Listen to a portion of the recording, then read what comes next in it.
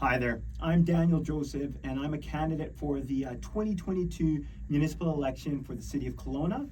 And I'm sitting here with Gord Lovegrove, and we're going to talk a little bit about homelessness, affordability, and drug abuse in the city here. So, Gord, if you want to introduce yourself. Sure, I'm Gord Lovegrove. I'm a professor from the UBC School of Engineering. I helped start that thing 20 years ago. I've done enough over a 40-year engineering career that I'm going to step back, let some young bucks step up in my place. I'm going to take a chance at herding cats on City Council. We'll see how far that gets me. In the last couple of years, I've been actually helping to serve on the board of the Kelowna Gospel Mission. Yeah. So I think this is a topic that's really close to both of our hearts. And one of the reasons why, I'm going to talk a little bit about why it means so much to me. I was kicked out of the house when I was around 16 years old. I've lived in shelters. I've experienced episodic homelessness. I've seen a whole side to this that I don't think a lot of people have the experience with. When I was 19 to 20 years old, in that 1 year span, two of my closest friends both passed away from drug abuse.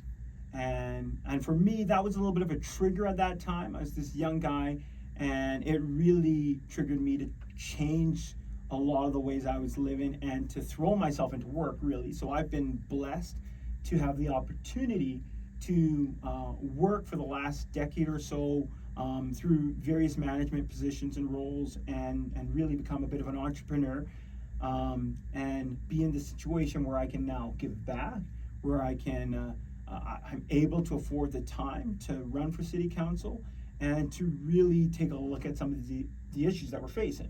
And homelessness and drug abuse is definitely one of the biggest focuses of mine. And it was, 3 years ago when I ran for federal office, and it's spiraled out of control since COVID and the pandemic. And it's definitely become, on the forefront of my campaign for municipal office. So that's definitely, I'm so glad that we have the opportunity to talk about it today. And I'm hoping that, you got a ton of experience in this, and I was hoping to hear some of what you have to say and hear some of the solutions that you think we can bring forward if we get elected to city council. And I've got some ideas of my own too that I'd like to bat by you and kind of get your expertise on, Gord. Yeah, well, I just want to thank you. And it's an interesting dynamic that's going on here as I'm listening to your story. Mm-hmm. I mean, everybody has stories, and everyone is unique. And it's a real complex problem. I mean, we really have to use that word to appreciate that nobody knows it all. Everybody's on their own journey, and we're learning more every day. And this is through my life experience. I'm perhaps a little older than you, but gone through some traumatic life events, which we might get to, might not to. But suffice to say that I've seen breakups of families, and I've seen teens going through some pretty horrendous things. And in fact, sitting on the board of the Kelowna Gospel Mission, as well as leading the node of technology research on the Kelowna Homelessness Research Cluster, UBC, we're aware that you're absolutely right. I mean, people experiencing homelessness in Kelowna has doubled since the last municipal election, and back in 2018 it was about the journey home and everybody getting behind them to help. And then of course we had the perfect storm with the pandemic, and folks are more into financial stress, social isolation. You've got folks that are living on the streets that never ever in their wildest dreams foresaw being there. Abused youth is one area where people end up living on the streets, but folks that lose their jobs, folks that lose their loved ones, widows, widowers, mental illness, physical, social isolation is worse for your mental health, for your physical health, than actually smoking a pack of cigarettes a day. There have been a huge uptake in mental illness. We saw it before the pandemic. I've had students coming to do research with me in the School of Engineering that are from the Far East, let's say, and they're saying they're warned coming to North America, watch out you don't catch the depression disease. I mean, mental illness in North America was rampant before the pandemic, and it's more compounded than ever. So we have people on our streets. The data suggests that over half are suffering from mental illness. We have people on our streets that are falling prey to drug addiction, whether you want to call it organized crime or whatever. There's drug pushers that are preying on them because they don't have a secure, safe place, a shelter at night. And this is my heart. I've seen my own kids struggling. I've seen families struggling, personal friends who have lost their children to drug overdoses. It's not something that a good, thriving community can brag about, and in fact, it's something as a community in Kelowna we need to be embarrassed about to motivate us to action, to compassionate action. Absolutely. No, I agree absolutely. And one of the things that I'm hoping we can talk a little bit about, because what I feel is a precursor to a lot of these issues, to a lot of the drug abuse issues, and even to some of this mental illness issues, is the skyrocketing unaffordability of living in this city. I actually have friends right now who are experiencing homelessness right now. And just one of the things in running different businesses here in town, I interact with a lot of transient people, and the conversations I've been having really is the fact that some of these people, they simply there was a study talking about how many families are one paycheck away from ending up on the streets. Well, there are people right now who are on our streets here in the city of Kelowna who that happened to them. They were that paycheck away. They lost their livelihood. They lost their housing, and now they're on the streets doing whatever they can to get by and trying to break back into the market. It's next to impossible. Being a property owner here in Kelowna, I've seen it happen firsthand, where the property prices are jumping, and so you have homeowners who, or landlords who are doing the best they can to maximize their profits and drag rental prices up, and so that's hurting everybody. And one of the things that I know keeps getting brought up when it comes to inventory and our market rates is densification. And that's something that I truly believe is going to help a lot on the affordability level. So that's going to help bring down the market prices, bring down the rental rates. But what I'm afraid of is the type of densification that we're seeing rampant right now, which is all of these new skyrises getting approved and going up, because skyrise development right now, like, let's be honest, that's not inventory or densification that's going to be helping lower income or homeless transient people, or people that are suffering financially, because these are massive, those are actually going to be increasing the market rates here in town. So really what I feel like we need to be doing is having, to take your term, actually, smarter growth, which is something that you say a lot, and I absolutely believe in. It's right there on your shirt. Yeah. What I really think we need is smarter densification. And we need to take a look at this blanket RU7 zoning that was done. We need to take a look at a lot of our zoning areas, whether it's industrial, commercial, or some of the different residential zoning that we've been doing, because I really feel like it's probably not the most conducive to that middle, low to mid-rise housing that Kelowna desperately needs. Because that's what we need is we need wood frame, low, mid-rise housing, in a lot where, actually I've got a really good example. I've lived all around Kelowna, and one place in particular on Coupling Crescent in the Mission, there are all these, there used to be a lot of single family homes, and most of them had carriage houses on them. So that's 3 units of housing. You had these landlords renting out the main space, the basement, and then a carriage house as well. So that's 3 different units of inventory that they had on the market. And then with all this blanket RU7 zone that came, a lot of these guys ended up, going with developers, and those single family homes and carriage houses were torn down, and they ended up building 4plexes. So that added 1 unit of housing and really just increased the market value and increase the rental rates. So in my opinion, that wasn't really the most efficient way to address inventory in that situation. I think with some more smarter densification, we could have, instead of having 3 units turn into 4 units, we could have had, say, 6 units turn into 20, right? There's a way we could have, the city hall could have been a little bit more involved in terms of really smarter densification. What are your thoughts on something like that, Gord? Yeah, that's a really interesting. Well, let me just go right back to the smarter. Yes. You're bang on. I mean, we can do things a lot more efficiently and sustainably. I don't disagree. There have been, I mean, RU7, I actually know the fellow that came up with that. Increasing supply of housing, it's a single word, supply. Mm-hmm. And anybody that knows anything about economics, if you increase the supply in a demand, you'll drive the affordability up and the prices down. So increase supply. So taking that to heart, though, there's a spectrum. Supply is a word that really denotes a spectrum of different types of housing. High rises, you started saying, those are typically great for tourists and commerce, and you find them in central business districts. Mm-hmm. And all the greatest cities of the world, Rotterdam is the one that comes to my mind. I go every June, tour the Netherlands, a very good model of sustainability, but it doesn't just have high rises everywhere.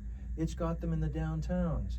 It's also got single family housing. It's also got what you were talking about, multifamily units, 4 to 6 stories. These are things that are being talked about in the official community plan 2040. And it's interesting you talked about RU7 going from 3 to 4. I mean, that's a net gain of 1. Mm-hmm. There's something missing from our entire discussion, that whenever a developer or development is proposed, there needs to be the community discussion, because we have neighborhoods around the city that need to be engaged and heard and respected, so that that smarter growth is informed growth. And existing residents are experts. They live Absolutely. there. And so they should be part of that discussion. And so I, research and consult around the world. And just one example, in Rotterdam, going back to the high rise in Rotterdam comment, a personal friend of mine is the city architect and approving officer for Rotterdam. I said, Mark, how do you deal with high rises? What do you do when developers come to town? Because anybody that knows Rotterdam or travels, it's one of the funky towns. It's beautiful architecture, beautiful buildings, but a full spectrum, including the missing middle and those single family homes. But I asked them, what do you do? What do you say? And they say, well, when a developer comes in, we ask, what are you bringing to the community? If you're talking about a vertical, for example, are you talking also about tree canopy and green space that's open 24/7, 365 to the public? What are you doing with green roofs, shadows, view corridors, things like that? Yeah. And also, now back to your RU7 versus multifamily, Yes. Are you looking at social housing as a component of social housing? They shoot for a minimum 20%.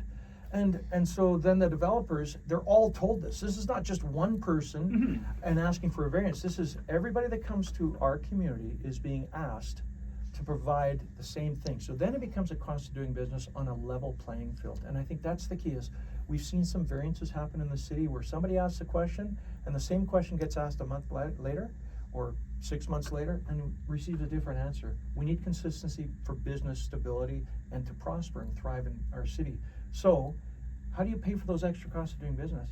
Well, you have to look at the fact that we've got folks that want to grow in Kelowna. We absolutely do. So in high rises, just one example, they have penthouses, and we know that is what they do in Rotterdam.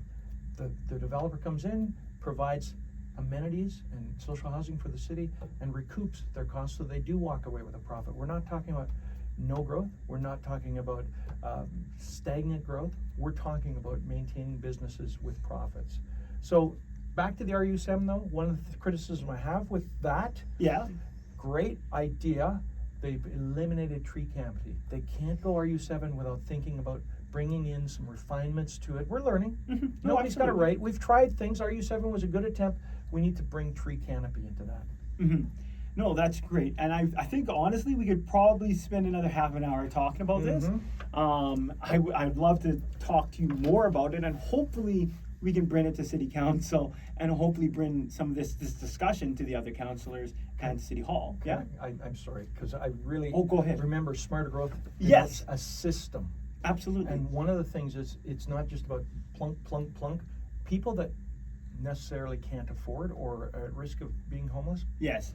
what if we have a transportation solution? So a safe, clean, green, affordable transportation connection to neighboring communities. So that's all I'm going to say on that because we don't have time. But you got to look at the entire system and the entire spectrum of supply, and that includes supplying convenient and safe and affordable transport. Absolutely. And actually, I'm hoping to have you back here for us to have a further in-depth conversation on transportation, because that is a key area that, honestly, 3 years ago in the federal election, it hadn't even crossed my mind. But over the last 3 years, in talking to residents and talking to people, that is a massive pain point. And it really does dramatically affect the affordability of living here in the city of Kelowna. Right on. So I'm more than happy to bring you back and have that conversation. With respect to homelessness and densification, I think the one other thing I just want to touch on really quickly is rehabilitation and drug abuse, because I think one thing that we're really seeing spiral out of control is mental illness, but then also I'm seeing drug abuse also spiraling out of control. Like, I have had conversations with people that I'm friendly with, and the one thing that a lot of people aren't aware of is over the last couple of years, the drugs have changed quite a bit too. And there's a lot more fentanyl in our city, and there's a lot more bad drugs that are getting into our system and are really affecting, the people that are most vulnerable right now. So one of my core concerns is that we do not have the rehabilitative capacity in the city of Kelowna. I truly believe that City Hall, City Council, we really, let's get Norm Letnick involved, let's get Tracy Gray involved. We really should be trying to reel the province of BC in here. We need more funding with interior health. We need more rehabilitative programs. I know that there's a spattern of wet and dry houses around town, and we both know that that's not enough.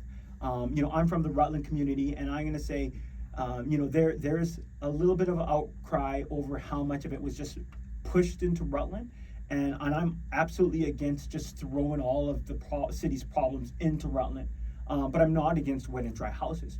We do need wet and dry housing, but we can't just have a spattering here and there. I absolutely think we need a more comprehensive approach, and it can't just be from a couple of us. We need to reel the province in, and we need the city to have really, all of us need to be on board, and we need to have a plan, reel the province in, and actually just start getting it done, because rehabilitation is definitely something I think is severely lacking here in the city. How do you feel about that? Yeah, absolutely. Smarter growth is about partnerships, and if you look at the UN Sustainable Development Goals, which Canada and BC and all the countries of the world have committed to, they have, yes. Number 17 is partnerships. We have ever more growing but also complex problems that we have to approach, and life is more and more than ever a team sport in a global village. So I really appreciate what you're saying about folks that are suffering through addiction, and I absolutely can relate. I had mentioned earlier friends, children overdosing. I've talked to thousands of people around the city, including Rutland, Glenmore, the downtown, the Mission, Kettle Valley, and they are very concerned about not just homelessness, but all of the symptoms associated with that, including that, and I'm pointing out in my research that I've already said to you that if we have over half experiencing mental illness, and a large portion of that, folks are self-medicating, there's a lot of pain out there. There needs to be healing. That self-medication is leading to overdoses. Fentanyl was a problem 4 years ago. In fact, more people have been dying from fentanyl overdoses than from the pandemic. And we shut down the city because of the pandemic. So what's going on? And we look the other way because our more vulnerable, less fortunate folks aren't dealing with it. So the Kelowna Goss Mission, we will have to relocate, we know, out of the downtown, and that will remove a public perception of, there's people living on the streets, it's unsafe to be here. When in reality, less than 10% of folks that experience homelessness are even dealing with petty theft or crime, but it's usually to support their drug addiction habit. So what I like to do is partner with a family like the Bennetts, or other big landholder families, perhaps the Stobers, to look at relocating to a piece of farmland and in partnership with BC Housing, ALC, become stewards of that farm. Mm-hmm. Teach them a new trade, retrain them, remove their stigma, help them, invest in them so that they now have a sense of dignity and worth, that they can go help our local farmers. You see how that system just emerged from that? You've got partnerships, you've got local needs, and now you're solving more than one problem with a system approach of partnerships. And that's my heart, is compassionate institutionalization for those that are addicted, that need rehabilitation, that will not thrive no matter what form of housing you provide them. For the other less than half that do want healing, invite them onto a healing journey, and as part of that, provide transition housing to a full community housing, integrated, leading by example, and also retrain them so they can go out into the community and fully engage and be productive and be dignified, productive citizens participating fully in our community. Absolutely. So I know we're going to wrap up here pretty quick. I just want to really touch on one more item before we do wrap up, and that is actually on, one of the symptoms that we're seeing, which is a rise of crime, property crime, and even violent crime. And I've myself have been a victim of. There's a rise of crime. You've been around the Dairy Queen. You've seen. We've got encampments. I've seen the there. cast on your hand. Yeah, you've seen the cast on my hand. I've got a few stories that I could tell about that. But really, there are warranted reasons for people to feel unsafe and sometimes unheard. And I know, in having dealt with the City of Kelowna RICMP, I know that their hands are tied a lot in some ways. So what I'm hoping is that by addressing affordability, by helping, implement some of these smarter growth principles, and by hopefully working with the province of BC to really, and hope, like what you were saying just now about, a piece of land with the Kelowna Gospel Mission and the healing journey, I'm hoping that these are ways that we're able to help, that addresses the root causes, that helps to really address the issue and the growing, spiraling out of control issues that we're seeing. But on the other hand, I do think that yes, there is a rise of crime, and yes, we do want to address it. Anybody who knows me knows that I'm if somebody breaks the law, there should be a punishment. I am a really big believer in there's this new community court project that has been coming up because our justice system right now is overwhelmed, and so it's really like a catch and release. The RCP have their hands tied. There's not a whole lot that they can do, and so what I'm really interested in is this new community court system to help deal with repeat offenders, to help deal with a lot of these issues that are kind of getting swept away by the Ministry of Justice because they just don't have the time for it. So I think something like that, getting more community involvement, because there are people who care so much about the safety of the community and want to get involved. And I think that there are ways that we're going to be able to partner with them and get them involved and help deal with some of the issues that we're facing. How do you feel about help out crime with respect to some of the issues we're seeing? Yeah, no, I think the community policing and community reconciliation approach. And at the Kelowna Gospel Mission, we are seeing more of our folks that are experiencing homelessness and coming in for shelter are First Nation and Indigenous. And I think it's important to recognize that there is much traditional knowledge that First Nations can give us. And like I said, we certainly don't know it all. We have to invite them as equal partners so that we respect. It's a respectful relationship on what that healing journey is. Absolutely. But for those that have an addiction, that have mental illness, they need help, and often because they can't help themselves. So there's got to be some tough love, and you and I haven't even mentioned the idea of a compassionate Riverview model that David Eby is talking about. We should probably talk about that either now or in another session. It's a huge and complex issue. Oh, absolutely. And people go off because of that. What, you're going to do forced, and we've got one candidate that's absolutely against it. I'm going, well, hold on. The science, the evidence is there. We've learned a lot since the 70s when Riverview was shut down. Mm-hmm. But also, let's bring in more partnerships with our residents in those neighborhoods. For example, I know the RCMP run a fantastic speed watch program. I'm one of the volunteers. My father-in-law was the one of the community policing volunteers as well, where they would do the night tours of neighborhoods, neighborhood watch, right? So, and block watch, that's out there too. There are many of these good programs, and one of the things, if we can support neighborhoods, and that's one thing I'd like City Hall to do, is encourage and rejuvenate and provide budgets to neighborhood associations to come back to life, because they have been slowly dying through the pandemic, by the way. Yes. And get them out there and involved to take control of themselves and their neighborhoods and take it back and get to know their neighbors, because natural surveillance is a tenet of crime prevention through environmental design.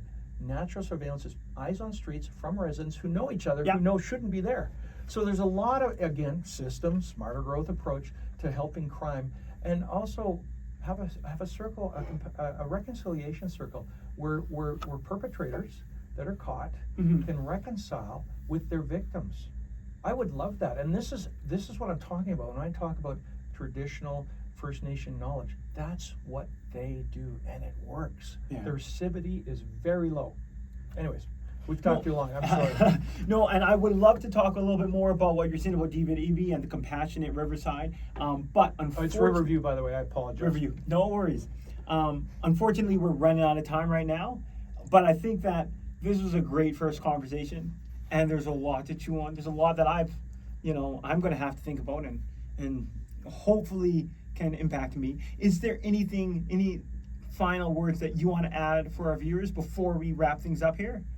No, I've learned a lot as well, and I think that's let's call it the posture we have to go forward into this is walk humbly, because nobody knows it all. And you pointed out at the very start of this conversation that people experiencing homelessness, the numbers have more than doubled. Saying it's out of control probably is a little strong wording. We have to give credit where credit is due, that folks are doing everything, and there are some positives to take. They are trying. That is correct. But having said that, we can do a lot better than we have been, and it's going to take partnerships. But we're going to have an open mind and not shut folks down to learning from each other and learning together. And that's my heart is we know we have to help our neighbors, our fellow humans. They are our equals. They're just at a lower point, at a weaker point, at a more vulnerable point in their journey. Thank you so much, Gord. And thank you everybody for watching. We look forward to your vote on October 15th. We're going to do the best we can to get out there and court that vote of yours and really hopefully fight for some of these issues that are close to all of your hearts and definitely close to Gord and I here. Thank you. Thank you.